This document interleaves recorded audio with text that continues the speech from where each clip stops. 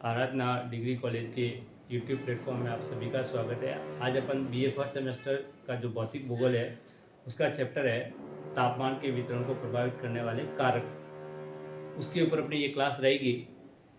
इससे पहले जो अपनी लास्ट क्लास हुई थी उसमें अपन ने पढ़ा था कि तापमान के विभिन्न जो रूप होते हैं, जैसे दैनिक तापमान है, वार्षिक तापमान है, मासिक तापमान है, तापांतर है। इसके अलावा जो तापमान का जो वितरण है वो मुख्य रूप से 4 प्रकार का होता है। कालिक वितरण होता है, ऊर्ध्वाधर वितरण होता है, क्षैतिज वितरण होता है और प्रादेशिक वितरण होता है। वो जो तापमान के जो वितरण है वो मुख्य रूप से तापमान का जो वितरण है वो 4 आधारों पर उसका वितरण है वो किया जाता है, या उसका विवेचन है वो किया जाता है। आज का जो अपनी ये क्लास रहेगी वो तापमान के जो वितरण को प्रभावित करने वाले कारक है वो मुख्य रूप से 8 प्रकार के होते हैं। कितने प्रकार के होते हैं? 8 प्रकार के। ये जो 8 प्रकार के कारक है ये किसी भी स्थान का जो तापमान है उसको प्रभावित करने वाले सबसे महत्वपूर्ण कारक है वो माने जाते हैं, जिसको अपन एक एक करके पढ़ेंगे इस क्लास के अंदर। पहला है अक्षांशीय स्थिति, दूसरा आता है सागर तल से ऊंचाई, तीसरा आता है सागर से दूरी, चौथा आता है स्थल एवं जल का स्वभाव, पांचवा आता है धरातल के गुण और छठा आता है ढाल का स्वभाव, और सातवां आता है प्रचलित पवनें, और अंतिम आता है महासागरीय धाराएं। तो पहले कारक की अपन शुरुआत कर रहे हैं अक्षांशीय स्थिति, यानी किसी भी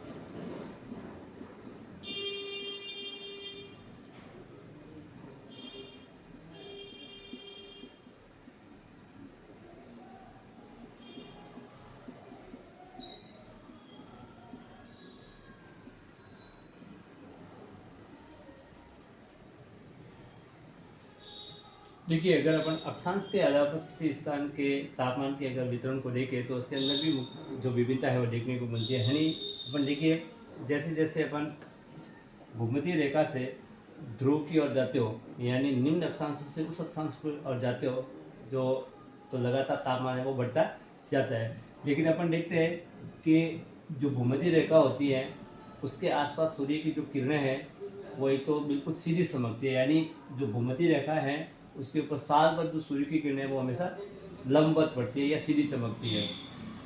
तो और दूसरी बात है कि जो दिन की अवधि भी होती है वो भी यहाँ पे अधिक रहती है। तो दोनों कारण, एक तो सूर्य की किरणें सीधे चमकने की वजह से, और जो दिन और रात है वो लगभग यहाँ पे बराबर रहता है। एक कंडीशन तो ये। लेकिन जैसे जैसे अपन भूमध्य रेखा से ध्रुव, उत्तरी ध्रुव की तरफ जाते हैं या भूमध्य रेखा से दक्षिण ध्रुव की ओर जाते हैं, तो वहाँ पे क्या होता है कि दिन तो 6 महीने के दिन और 6 महीने की रातें होती है ध्रुव पे, लेकिन मुख्य रूप से वहाँ कारण ये होता है कि जो सूर्य की किरणें हैं वो ध्रुव के आसपास के क्षेत्रों के अंदर तिरछी होती है, यानी उस अक्षांशों की ओर जैसे जैसे जाते हो तो सूर्य की किरणें हैं उसका जो कोण होता है वो तिरछा हो जाता है, और तिरछा होने के कारण ही यहाँ पे जो तापमान है वो कम रिकॉर्ड किया जाता है। यानी जैसे जैसे अपन निम्न अक्षांश से उस अक्षांशों की जाओगे तो जो तापमान है वो कम रिकॉर्ड किया जाएगा। लेकिन फिर भी अपन ये देखते हैं कि सबसे ज़्यादा जो सूर्य की जो किरणें हैं वो भूमध्य रेखा के आसपास पड़ती है, यानी 0 डिग्री अक्षांश के आसपास। लेकिन जो अधिकतम जो तापमान है वो इस भूमध्य रेखा पर रिकॉर्ड नहीं करके अपन इससे थोड़ा उत्तर और थोड़ा दक्षिण की ओर, लगभग अपन कहते हैं कि 20 डिग्री उत्तरी अक्षांश और 20 डिग्री जो दक्षिणी अक्षांश है उसके आसपास सर्वाधिक जो तापमान है वो रिकॉर्ड किया जा रहा है, यानी अयनवर्तीय क्षेत्रों के अंदर। यानी मुख्य रूप से अपन देखते हैं कि सूर्य की जो किरणें यहाँ लंबवत चमकती है, लेकिन अधिकतम जो तापमान होता है वो इस भूमध्य रेखा पर नहीं होकर इससे 20 डिग्री उत्तर और 20 डिग्री अक्षांश का जो क्षेत्र है, यानी अयनवर्तीय क्षेत्र, वह मुख्य रूप से अधिकतम जो तापमान है वो रिकॉर्ड किया, यानी ग्लोब का अधिकतम तापमान है वो 20 डिग्री अक्षांश के आसपास रिकॉर्ड किया जाता है। ये होती है अक्षांशीय स्थिति। दूसरा आता है सागर तल से ऊंचाई, यानी जैसे जैसे अपन किसी एरिया के अंदर, जैसे मान लिया उसको भारत के संदर्भ में समझे, तो देखिए जैसे जैसे अपन स्थलीय भागों से ऊंचाई की ओर जाते हो, यानी पर्वतीय भागों की ओर जाते हो, या समुद्र तल से जैसे जैसे ऊंचाई बढ़ती जाती है, तो जो तापमान है वो लगातार कम होता जाएगा। और कम जो होता है, और उसकी जो कम होने की जो दर होती है वो लगभग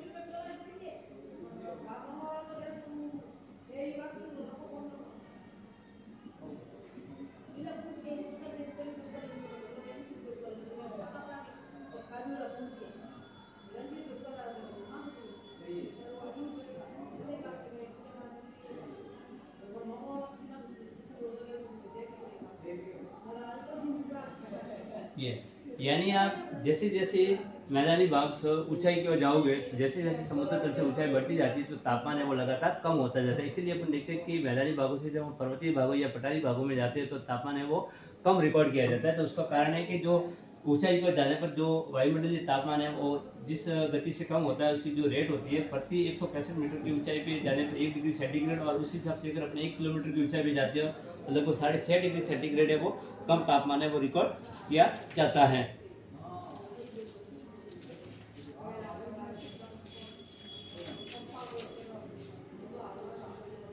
और दूसरी बात है कि जैसे जैसे अपन वायुमंडल का जो निचला वाला भाग है, वायुमंडल का जो नीचे वाला भाग है, वहाँ पे जो वायु है उसकी आर्द्रता है या जो सांद्रता है वो भी अधिक देखने को मिलती है। लेकिन ऊंचाई की ओर जाने पर जो वायु है लगातार क्या होती जाती है, विरल होती जाती है। तो अपन कहते हैं कि ऊंचाई की ओर जाने पर जो तापमान है वो लगातार कम देखने को मिलता है, लेकिन जो नीचे वाला भाग है धरातल का, वहाँ पे तापमान अधिक है, क्योंकि बहुत सारे जो वायुमंडलीय का तत्व हैं, जैसे जल वाष्प है, धूल के कण वगैरह हैं, ये जो भारी गैसें मुख्य रूप से नीचे की ओर मिलती है, इसलिए जो तापमान है वो इस नीचे वाले भाग में अधिक देखने को मिलता है। ऊंचाई की ओर जाने पर इस प्रकार के जो तत्व है उसकी कमी होती जाती है, उस वजह से जब ऊंचाई की ओर जाने पर तापमान है वो कम होता है। दूसरा आता है, तीसरा आता है सागर से दूरी, यानी जैसे जैसे अपन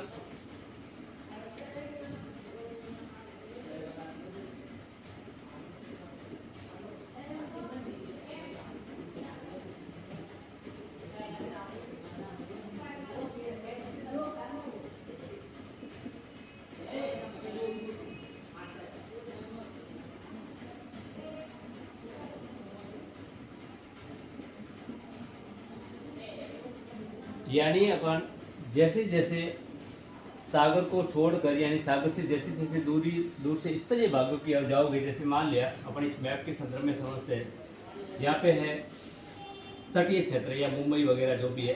अब एक तो मुंबई के आसपास अपन देखोगे उसका जो तापमान है वो हमेशा अपन कम रिकॉर्ड करते हैं। ये मुंबई के उदाहरण के ऐसे बहुत सारे उदाहरण, यानी वो स्थान जो तट के आसपास स्थित होता है वहाँ पे हमेशा जो स्थलीय भाग होता है उसके मुकाबले में कम तापमान पाया जाता है।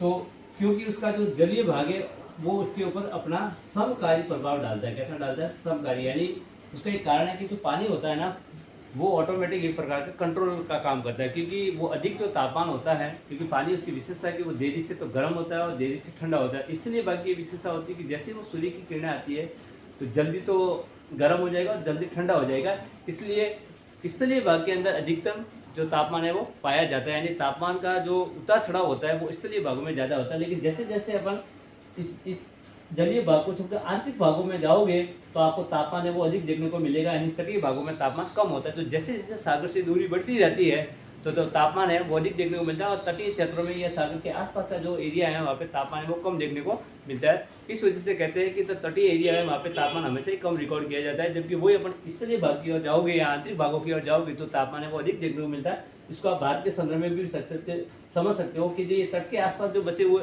शहर है भारत के, वहाँ पे हमेशा ही तापमान है वो कम रिकॉर्ड किया जाता है। लेकिन जैसे जैसे आंतरिक भाग की ओर जाओगे भारत के अंदर तो इस जो तापमान है वो लगातार है वो बढ़ता जाएगा। तो ये जो तापमान के वितरण को प्रभावित करने वाला कारक होता है वो है तीसरा है सागर से दूरी। इसके अलावा आता है चौथा स्थल व जल का सबाब, यानी पानी और जो स्थलीय भाग है, इन दोनों का स्वभाव एक दूसरे के बिल्कुल क्या होता है, विपरीत होता है। यानी एक तरफ अपन जल की बात करते हैं और एक तरफ स्थल की। ये दोनों ही जो मुख्य रूप से ऐसे कारक होते हैं जो इनका स्वभाव होता है, इनकी जो प्रवृत्ति है वो एक दूसरे के विपरीत होती है। कारण है, देखिए, जो जलीय भाग है और स्थलीय भाग, इन जलीय भाग की ये विशेषता होती है कि बहुत ही कम समय में जो जलीय भाग है वो देरी से गर्म होता है तथा देरी से ठंडा होता है। इसकी ये विशेषता होती है कि ये जल्दी तो गर्म होता है तथा जल्दी ठंडा हो जाता है। अब देखिए, आखिर ऐसा क्यों है कि जो स्थलीय भाग है वो जल्दी गर्म हो जाता है और जल्दी ठंडा हो जाता है, जबकि जलीय भाग है वो देरी से गर्म होता है, देरी से ठंडा होता है। तो इसके पीछे मुख्य एक कारण बताया जाता है कि जो सूर्य की किरणें हैं वो स्थलीय भाग के अंदर काफ़ी गहराई तक पहुंचने में उसको टाइम लगता है। क्या लगता है? टाइम। तो अब देखिए, जो जलीय भाग है वहाँ पे सूर्य की जो किरणें हैं वो मुश्किल से अपन देखते हैं कि जलीय भाग के अंदर वो लगभग 20 मीटर के आसपास पहुंचती है आराम से। यानी 20 मीटर के आसपास का जो एरिया है वहाँ पे सूर्य की जो किरणें हैं वो आसानी से पहुंच सकती है। जबकि स्थलीय भाग में क्या होता है कि सूर्य की किरणें सीधे उसके ऊपर गिरती है, तो वो क्या कि जैसे सूर्य का प्रकाश निकलता है तो वो कम समय में गर्म हो जाता है, और जैसे सूर्य अस्त हो गया वो जल्दी से क्या हो जाता है, परावर्तन की वजह से क्या होता है, ठंडा हो जाता है। जबकि जलीय भाग के अंदर सूर्य की किरणों को पहुंचने में टाइम लगता है। यानी वो 20 मीटर का जो पार्ट है पानी के अंदर, उसको सूर्य की किरणें वहाँ तक पहुंचने के अंदर टाइम लगेगा। तो उस टाइम की देरी की वजह से पानी है वो देरी से तो गर्म होगा, जैसे वो गर्म हो जाता है उसको ठंडा होने में भी वापस क्या है, टाइम लगेगा। इसलिए जलीय भाग के अंदर जो सूर्य की किरणें उसको पहुंचने में टाइम ज़्यादा लगता है। इस वजह से क्या होता है, जो पानी है वो देरी से गर्म होता है, देरी से ठंडा होता है। उसी तरह से अगर अपन स्थलीय भाग की बात करें तो वो सीधे सूर्य की किरणें से क्या हो जाता है, जल्दी गर्म हो जाएगा और जल्दी ठंडा हो जाएगा। इस वजह से इन दोनों क्षेत्रों की अगर बात करें जलीय और स्थलीय भाग के अंदर, तो मुख्य रूप से ये दोनों का जो स्वभाव ही ऐसा है कि जो ऐसा भाग होगा वहाँ पे हमेशा ही तापमान है वो क्या रिकॉर्ड किया जाएगा, कम रिकॉर्ड किया जाएगा। और स्थलीय भाग होगा वहाँ पे तापमान है वो हमेशा ही क्या रिकॉर्ड किया जाएगा, अधिक। तो वो सूर्य की प्रकाश को जो पहुँचने की जो सीमा है उसकी वजह से, यानी स्थलीय भाग है वो जल्दी गर्म हो जाता है सूर्य की किरणों से की वजह से, और जगह जलीय भाग है वहाँ पे सूर्य की किरणों को पहुँचने में टाइम लगता है। इस वजह से जल और स्थल है वो देरी से गर्म होने का स्वभाव अलग अलग होने की वजह से जलीय भाग और स्थलीय भाग में तापमान है वो अलग अलग पाया जाता है। अधिक तापमान होता है वो इस वाले क्षेत्रों में होता है, स्थलीय भागों में कम तापमान होता है वो जलीय क्षेत्रों में होता है। अगला आता है धरातलीय गुण। यानी धरातलीय जो गुण है वो ये होता है कि कुछ ऐसा भाग होता है जैसे हिमाचल क्षेत्र है, कुछ वनों से ढका हुआ क्षेत्र है, कुछ मरुस्थलीय भाग है। तो धरातल का गुण कैसा है, यानी वो हिमाचल वाला क्षेत्र है या मैदानी क्षेत्र है या रेगिस्तानी है या जंगल वाला एरिया है। अगर अपन देखें कि अगर अपन हिमालय वाले क्षेत्रों की बात करें, यानी ठंडे प्रदेशों की अगर बात करें, तो वहाँ पे क्या होता है कि जो सूर्य की जो किरणें होती है वो सीधी चमकती है, लेकिन उसका जो परावर्तन होता है, रिफ्लेक्टेड होता है, वो ज़्यादा हो जाता है। तो इसलिए क्या होता है कि वो जो सूर्य की किरणें वहाँ पहुँचती तो ज़्यादा है, लेकिन उसका रिफ्लेक्टेड ज़्यादा होने के कारण वो बहुत कम ऊष्मा प्राप्त करता है। इसलिए जो मरुस्थलीय जो हिमालय वाले भाग है या ठंडे क्षेत्र है वो कम गर्म हो पाते हैं। यानी जो रेडिएशन होता है उसका जो अवशोषण होता है वो पहुँचती तो वहाँ पे है, लेकिन जो अवशोषण है वो इतना नहीं हो पाता है। लगभग अपने बात करें कि जो हिमालय वाले क्षेत्र या बर्फीले एरिया है वहाँ पे जो वहाँ पे इसका रिफ्लेक्टेड होता है वो 50 से लगभग 60% के आसपास होता है। यानी वो कम जो एनर्जी है उसको ऑब्जर्व कर पाती है। इस वजह से वो जो हिमालय वाला भाग होता है या ठंडा क्षेत्र है वो कम गर्म हो पाता है। उसी तरह से अगर अपन मरुस्थलीय भाग की बात करोगे तो वो जो रेत होती है वो सूर्य की जो किरणें उसका ऑब्जर्वेशन ज़्यादा करती है, और उस वजह से वो मरुस्थलीय भागों के अंदर जो अपन देखते हैं अधिक तापमान है वो रिकॉर्ड किया जाता है। और ऐसा कहा जाता है कि मरुस्थलीय जो क्षेत्र होता है वहाँ पे लगभग 14% के आसपास जो रहता है उसका जो एनर्जी होती है वो रिफ्लेक्टेड नहीं हो पाती है, उस वजह से वो इतना गर्म रहता है। कुल मिलाकर जो बर्फ़ के ढके हुए क्षेत्र हैं वहाँ पे सूर्य की किरणें पहुँचती है, लेकिन उसका ऑब्जर्वेशन कम होने के अधिकांश भाग है उसका परावर्तन हो जाता है, उस वजह से वो भाग कम गर्म हो जाता है। जबकि मैदानी भाग है या मरुस्थलीय भाग है वहाँ पे वो जो रेत होती है वो उसका ऑब्जर्वेशन ज़्यादा करती है सूर्य का प्रकाश का, इस वजह से वो ज़्यादा गर्म होता है। यही कहलाता है धरातल के गुण कारण, यानी हिमालयी क्षेत्रों में अलग प्रकार का देखने को मिलता है आपको तापमान, और स्थलीय भागों के अंदर अलग प्रकार का देखने को मिलता है मैदानी भागों के अंदर। छठा आता है ढाल का स्वभाव,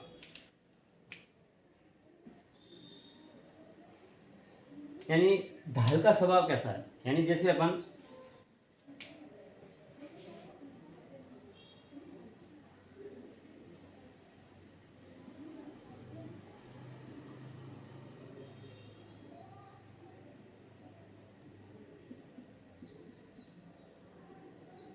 अगर अपन पर्वतीय क्षेत्रों की बात करें, किसकी बात करें, पर्वतीय क्षेत्रों की, तो देखिए जैसे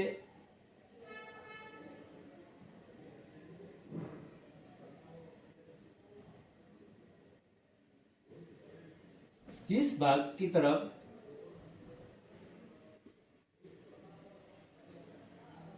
यानी पर्वतों का वो भाग जो सूर्य की किरणों के सामने पड़ता है, यानी पर्वतों का वो भाग जो कि सूर्य के सामने पड़ता है, वहाँ पे तो तापमान रिकॉर्ड किया जाएगा अधिक, और इसकी विपरीत जहाँ पे सूर्य की जो किरणें हैं वो बहुत कम पहुँच पाती है, तो वहाँ पे तापमान है वो कम रिकॉर्ड किया जाएगा।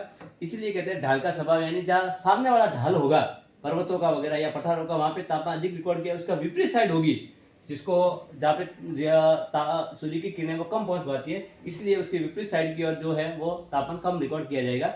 और वर्षा की दृष्टि से देखा जाए तो ऐसा भाग जो सामने पड़ता है तो वहाँ पे ज़्यादा बारिश होती है, उसका विपरीत पार्ट होता है, उसको अपन वृष्टि छाया क्षेत्र भी बोलते हैं। तो कुल मिलाकर जो सामने वाला भाग है वह तापमान रिकॉर्ड ज़्यादा किया जाएगा, उसका विपरीत भाग होगा या विपरीत ढाल होगा, वहाँ पे तापमान है वो कम रिकॉर्ड किया जाएगा, इसको बोलते हैं अपन ढाल का स्वभाव। तो जैसा ढाल होता है उसके हिसाब से भी वह तापमान है वो अलग रिकॉर्ड किया जाता है।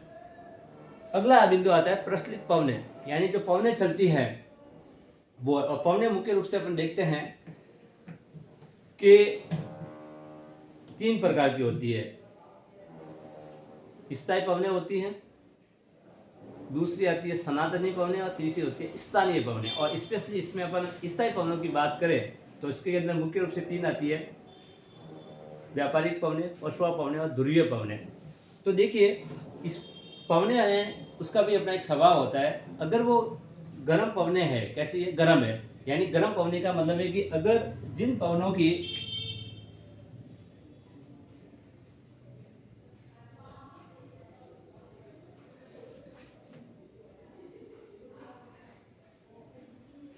देखिए जो पवने भूमध्य रेखा से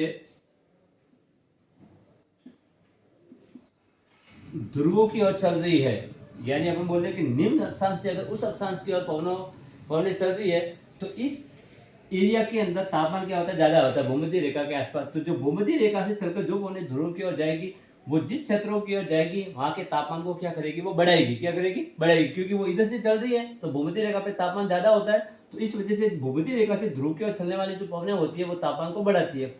इसके विपरीत जो पवनें ध्रुव से भूमध्य रेखा की ओर चलेगी, कहाँ से, ध्रुव से भूमध्य रेखा की ओर, तो भूमध्य रेखा पे क्या होता है, वो ठंडा क्षेत्र है, तो वहां से जो पवनें जिस तरफ चलेगी तो वहां के तापमान को कम करेगी। तो जिस ये जो पवनें होती हैं, तो जैसे भूमध्य रेखा से चलने वाली जो पवनें हैं ध्रुव की तरफ, भूमध्य रेखा से ध्रुव की तरफ, तो वो तो तापमान को क्या करती है, बढ़ाती है। जो ध्रुव से भूमध्य रेखा की ओर चलती है वो तापमान को क्या करेगी, कम करेगी। तो इसमें जैसे अपन पशुआ पवनें हैं, व्यापारिक पवने हैं या ध्रुवीय पवने हैं, उनका अलग अलग अपन जो समझ सकते हैं कि पवनों का जो स्वभाव होता है तापमान के आधार पर कैसा होता है, उसके आधार पर भी वो तापमान अलग अलग रिकॉर्ड किया जाता है। अंतिम आता है महासागरीय धाराएं। तो तापमान के आधार पर महासागरीय धाराएं मुख्य रूप से 2 प्रकार की होती है। तापमान के आधार पर महासागरीय धाराएं, पहली आती है तापमान के आधार पर गर्म जल धाराएं, दूसरी आती है तापमान के आधार पर ठंडी जल धाराएं। गर्म जल धारा और ठंडी जल धारा का मतलब ये है कि जैसे अपन बात करते हैं गल्फ स्ट्रीम की गर्म जल धारा,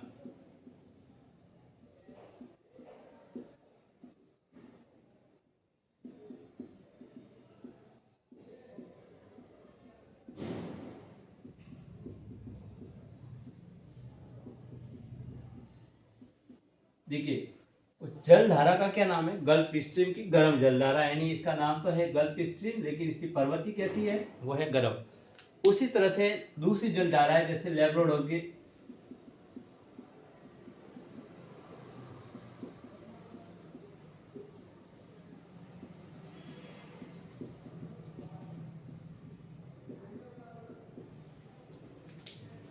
इसका नाम है लेब्राडोर की ठंडी जल धारा, लेकिन इसका स्वभाव कैसा है? नाम है लेब्राडोर और उसका स्वभाव है ठंडा। अब देखिए, इन दोनों की प्रवृत्ति अलग अलग है। एक तो तापमान के आधार पर गर्म जल धारा है, दूसरी है तापमान के आधार पर ठंडी जल धारा। अब ये जो जल धारा है वो यूरोप के पश्चिमी भाग में चलती है, यानी गल्फ स्ट्रीम की गर्म जल धारा का चलती है यूरोप के पश्चिमी भाग की तरफ, और जो लेब्राडोर की ठंडी जल धारा है वो उत्तरी अमेरिका के पूर्वी भाग में चलती है। यानी अपन यूँ कहते हैं कि अटलांटिक महासागर है, इसके एक तरफ है गल्फ स्ट्रीम की जल धारा, दूसरी तरफ है लेब्राडोर की ठंडी जल धारा। अब देखिए, जहाँ से जिस जगह से ये जल धाराएं चलेगी, जैसे पश्चिमी यूरोप से की तरफ ये जल धाराएं चलती है, गल्फ स्ट्रीम की गर्म जल धाराएं, तो जहाँ पश्चिमी यूरोप का जो भाग होगा वहाँ पे तापमान अधिक होगा। क्या होगा? अधिक। यानी जहाँ वो जाएगी वहाँ पे तो तापमान क्या होगा? अधिक। और दूसरी तरफ जहाँ से ये जल धाराएं चलेगी वहाँ पे तापमान क्या होगा? कम होगा। तो जहाँ पे ठंडी जल धारा चल रही है वहाँ के तापमान कम होगा, और जहाँ से गर्म जल धारा चलती है वहाँ पे तापमान है वो अधिक होगा। जहाँ पे भी ये दोनों विपरीत स्वभाव वाली जल धाराएं आपस में मिल जाएगी, जैसे ये जो गल्फ स्ट्रीम की गर्म जल धारा और लेब्राडोर की ठंडी जल धारा है, अगर अपन कनाडा के अंदर न्यू फाउंडलैंड है उस जगह जाकर ये दोनों आपस में क्या हो जाते हैं? मिल जाते हैं। तो वहाँ पे एक घना कोहरा है वो छा जाता है, जहाँ पे जो मछलियाँ के पकड़ने का एक उत्तम स्थान है वो माना जाता है। अब ऐसा जल धारा जहाँ चल रही है वो भी उस एरिया के तापमान को क्या करती है? प्रभावित करती है। तो इसको अपन बोलते हैं महासागरीय धाराएं। तो ये अपना जो तापमान के वितरण को प्रभावित करने वाले जो कारक है उसके ऊपर अपनी आज ये क्लास थी। जैसे ही अपनी अगली क्लास होगी अपने एक नए टॉपिक के साथ आपके सामने उपस्थित होंगे। तब तक के लिए थैंक यू सो मच।